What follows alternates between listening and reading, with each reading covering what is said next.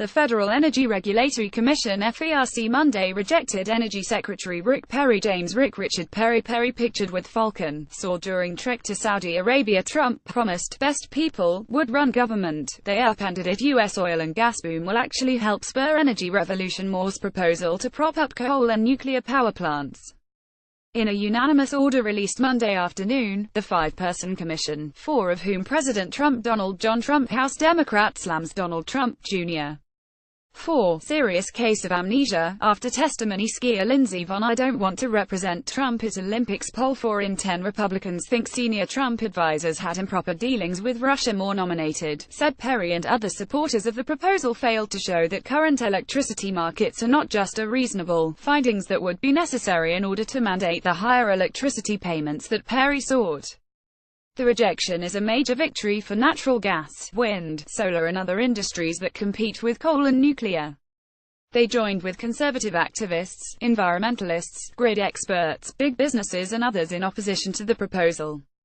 But in a concession to coal and nuclear, FERC launched an effort to formally ask electric grid operators what they are doing, if anything, to ensure that their grids remain resilient, which was the goal of Perry's plan. The Federal Power Act is clear. In order to require grid operators to implement tariff changes as contemplated by the proposed rule, there must first be a showing that the existing grid tariffs are unjust, unreasonable, unduly discriminatory or preferential, the Commission wrote. Neither the proposed rule nor the record in this proceeding has satisfied the threshold statutory requirement of demonstrating that the grid tariffs are unjust and unreasonable, it said. In addition, the extensive comments submitted by the grid operators do not point to any past or planned generator retirements that may be a threat to grid resilience. Perry proposed the action in September. It would have required certain grid operators to pay power producers for their costs plus a reasonable profit, if the power plant at issue has at least 90 days of fuel on site, a standard that only coal and nuclear could meet. Supporters said that coal and nuclear plant closures, which have been increasing in recent years due to cheap competition and regulations, threatened to make the electric grid less resilient and more prone to long blackouts. It was roundly criticized as a politically motivated move to boost power sources the Trump administration favors. It was also expected to greatly increase electricity costs, possibly by as much as $11.8 billion, according to a forecast by consulting firm Energy Innovation. Perry said he was glad to start an important conversation about threats to resilience. As intended, my proposal initiated a national debate on the resiliency of our electric system, he said in a statement. What is not debatable is that a diverse fuel supply, especially with on-site fuel capability, plays an essential role in providing Americans with reliable, resilient and affordable electricity, particularly in times of weather-related stress like we are seeing now. Perry continued, promising to keep working with FERC on the matter.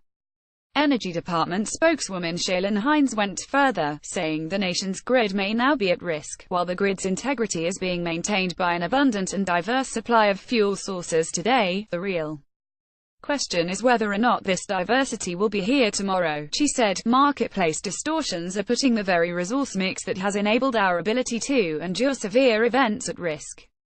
Without action, we cannot guarantee the long-term reliability and resiliency of the electric grid. This is a priority for Secretary Perry, because energy security drives the economy and ensures our nation's security, the American Council on Renewable Energy said. FERC's dismissal was the right move. We believe FERC has laid out a sensible approach to gathering the vital information needed to support any changes to electricity markets, and we are confident that, in the end, the record still will not support market intervention. Gregory Whetstone, the group's president, said in a statement. Mary Ann Hitt, director of the Sierra Club's Beyond Coal campaign, called FERC's decision a return to reality after months of billionaire coal and nuclear executives pressuring the Energy Department and FERC to illegally set up bailouts for their uneconomic plants. Monday's action also compels electric grid operators to answer numerous questions from FERC about resilience, including how they define the topic, what they did to ensure resilience and how they evaluate threats to resilience. That information may be used for a future proposal. Supporters of Perry's plan may now petition for a reconsideration by FERC, and could eventually sue the agency in federal court over its decision.